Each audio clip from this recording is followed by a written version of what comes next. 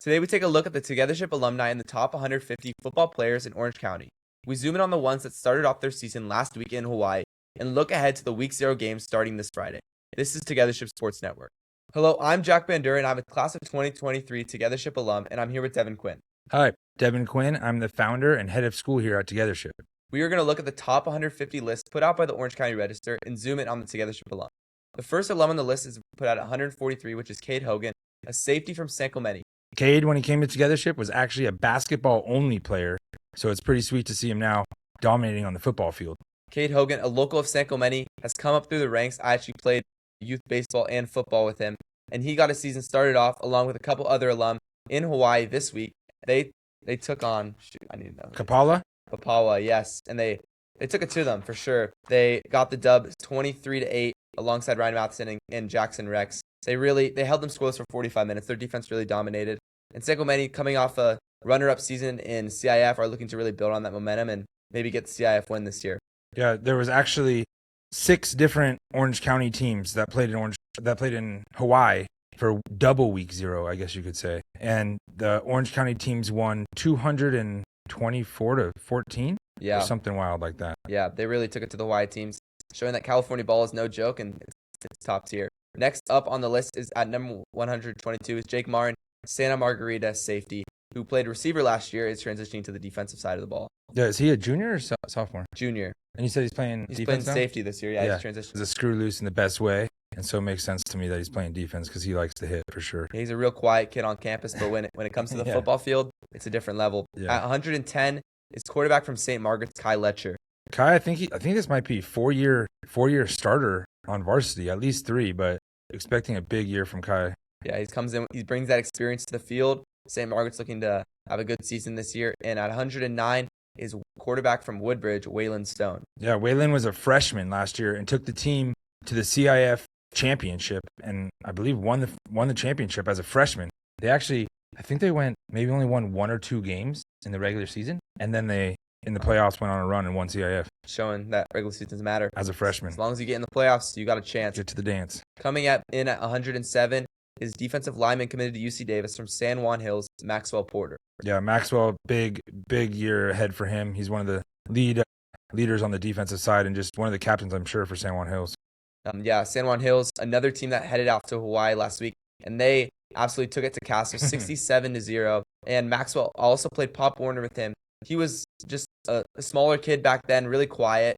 Played left tackle for us. Really? Was never the best kid, but has really worked hard in the weight room throughout Togethership in San Juan Hills, and now is one of the best players in the county. Yeah, it doesn't surprise me. When he was at Togethership, he was one of the hardest working kids. Not only in the weight room, speed athletics, but he's a great kid in the classroom too. All right, coming in at number 68 was Ryan Matheson, San Clemente wide receiver, transferring in from San Juan this year. Yeah, there was a lot of drama, I guess you could say, with him coming from San Juan Hills to San Clemente to play with his friends, team up with Jackson Rex. I think them two are going to have a killer year at San Clemente this year. Yeah, Ryan Matheson looking to get some offers, commit in college. He had a couple big years at San Juan, but transferring to San Clemente, looking to be that go-to receiver behind Jackson Rex. Coming in at number 50 is our only offensive lineman on the board, Dylan Felly from Mission Viejo. Yeah, I'd say too, Togethership isn't really known for their offensive linemen, so it's cool. There's only been a handful that have come through the big boys, and it's cool to see that he's been recognized as top 50 out of the 150. Yeah, Felly, really good kid. Left tackle for Mission Viejo. Mission Viejo looking to, again, be one of the top teams in Orange County, challenge for that CIF title. Coming in at number 35 from J. Sarah, wide receiver Clark Coakley, committed to Georgetown. Yeah, I think Clark, he's one of the best athletes in Orange County. I think his name is going to be known big time after this year. He's got Hayes, who's also a former Togethership kid at quarterback now. And I know they got a really good relationship, really good bond, so I expect them to go off this year. Yeah, Clark, a lot of guys transferred from J. Sarah. He decided to stay and looking to be one of their cornerstone players with the new coaching staff coming in, pulled over from the old coaching staff. Coming in at number 33 is Luke Frith, San Juan Hills, wide receiver safety, committed to Texas State. Yeah, I went to a San Juan Hills game last year, and Luke did not come off the field one time. From the opening kickoff, he returned it. Then he was the go-to guy on offense, defense, safety, literally every special teams. Didn't come off the field at all, so I'm excited to see him play this year. Yeah, having your dad as the coach, he's just been bred as football ever since he was born, and he has that mentality, that killer mentality that he's the best player on the field. And he's senior? Yeah, senior. Yeah. He's looking to dominate his senior year, maybe bring San Juan Hills a CIF title. Coming in at number 28 is is a two-sport athlete, Talon Spencer, at Capital Valley, quarterback, but committed for baseball to Cal. Yeah, and Talon opened up in Hawaii with Capo this last week, and he had 4 touchdowns, 3 of them rushing. I looked at his stats. They were like video game stats. At first, I didn't even think that they were real, and then I checked them somewhere else, and sure enough, he went off, which I expect to happen a lot this season for sure. Yeah, Talon been dominating since freshman year. First 2 years was a wide receiver. Once their senior quarterback left, he took over the reins, and he hasn't looked back from there. Talon played Pop Warner with him, always the best quarterback on the field, best player on the field, carried our Pop Warner team at sometimes, was almost just like a running back out there, running all around, and he's looking for a big senior season. Huge athlete, great baseball player, great football player. I have a good story about Talon too. I'll remember the first day of Togethership, or first week, he was sitting, we do activation in the morning, and all around him, all the kids were messing around and screwing around, and he would always just be sitting there ready, locked in, ready to do his meditation. And just from day one, I was like, oh, that kid, something special about that kid. And sure enough, here he is, dominating. Yeah, he's always been an elite athlete. Coming in as the number 2 Togethership alumni on the list, one of the biggest risers this offseason, number 16, Hayden Koo, Tustin wide receiver. Yeah, I think he's number 1 receiver in California. And he was at Togethership 3 years, all 3 years at the time. And pretty small kid at the time, not like super known, but man, he has been working hard since he was like 7, 8 years old, every day in the weight room, powerlifting, Olympic lifting, putting all the work in. And so it's really cool to see. He's only junior, right? Yeah. Yeah, really cool to see him getting like the attention that he deserves from the work that he's put in, and he's grown now. He's at least 6 foot, so I think he's got a big year. I can't even count how many offers he has. Yeah, he's just picking up offers left and right.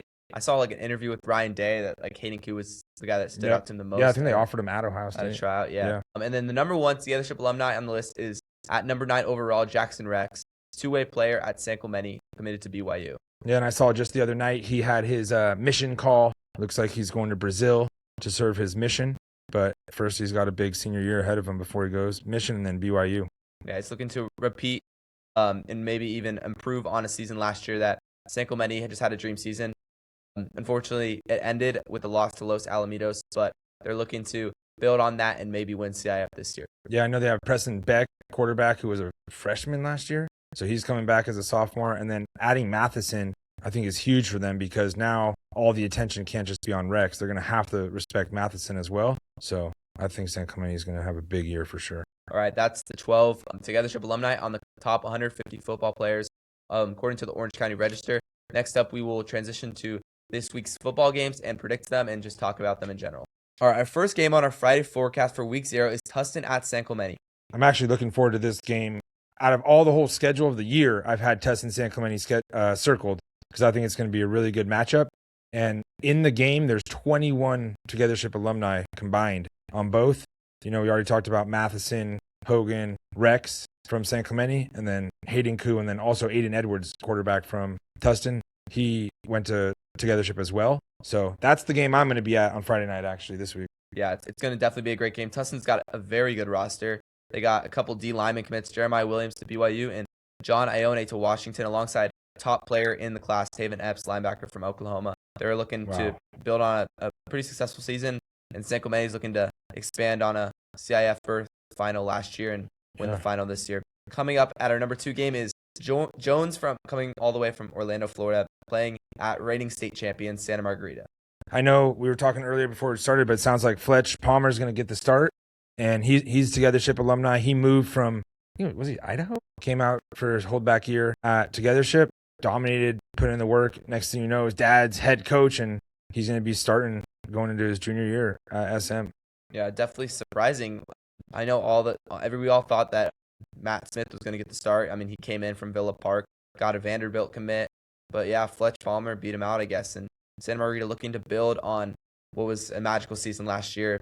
And it's gonna be tough. They lost so many seniors. That class of 2026 was unmatched defensively for sure.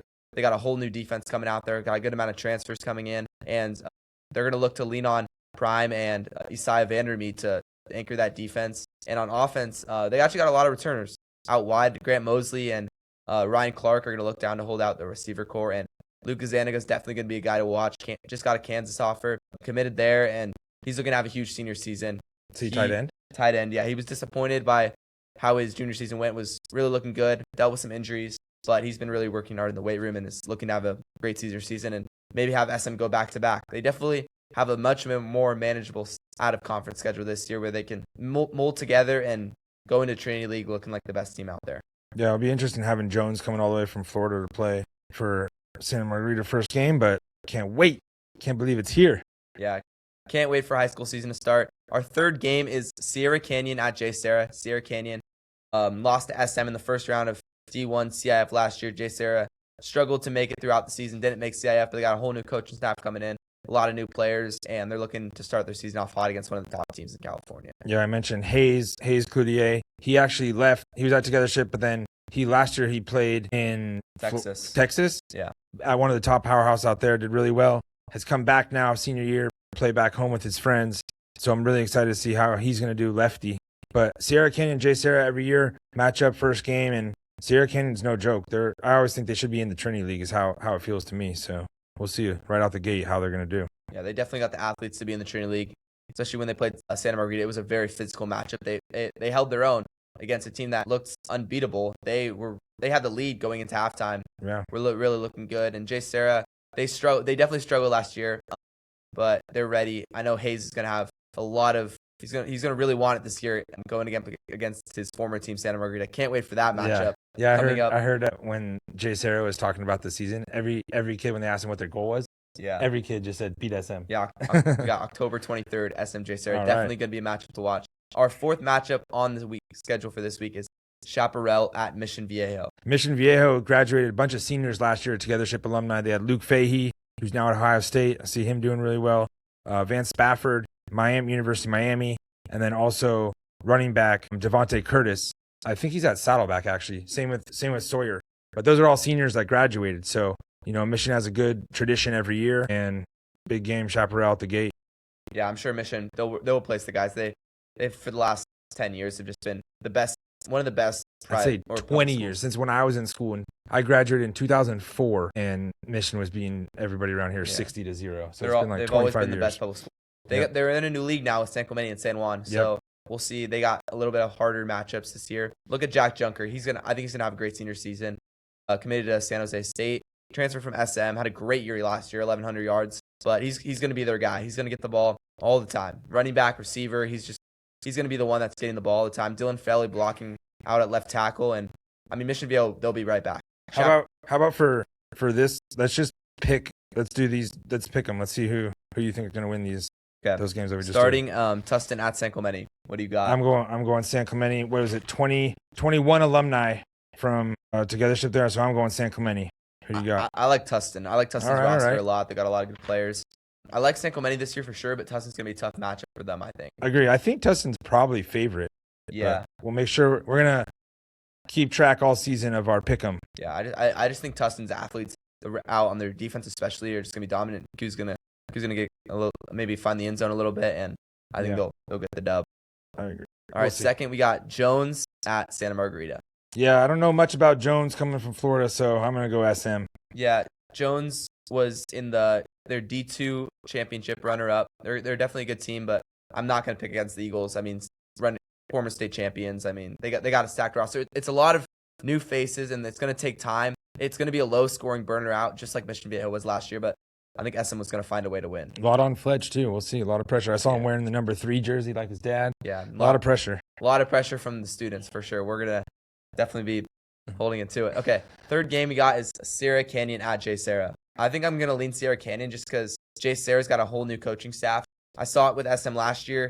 When you bring in a whole new coaching staff, you win the tough. state? It's tough to start. But, you get a little out to a slow start. Sierra Canyon's got a ton of great athletes out on the perimeter, and I think it's just going to be a little too much for JSerra to handle. Yeah, I'm going to take JSerra just because I think JSerra's got 15 alumni playing at JSerra, so I got to hold it down for Togethership alumni. I think that's also would be an upset too, but I'll take JSerra in that one. All right, we got a couple different picks, definitely. Yeah. Our final game that we're picking is Chaparral at Mission Viejo. I'm going to go Mission Viejo. Sam, it's going to be interesting, though, because Mission's not quite the same team that they've been before, but also I saw Chaparral plays, I think it's week 1. They play, or week 0, Mission Viejo. Then week 1, they play San Juan Hills, and week 2, San Clemente. So we'll know them pretty well here after 3 weeks. 3 straight weeks against Togethership Pipelines. Three Alpha League teams there. I think Chaparral's a pretty decent team. They're definitely making a hard out of league schedule. but I'm going to roll with Mission Viejo. I mean, they're always one of the top teams. They're always going to be physical at the line of scrimmage, run the ball. Jack Junker's just going to have a dominant year, I think, and Mission Viejo will end up on top. It's always a surprise if you see Mission Viejo lost on Friday night. So we'll see. All right, those are all the games. Thank you for watching. Hope to see you out there at some of the games this week, and we'll be back next week to review these games and preview week 1. Thank you. Together Ship Sports Network.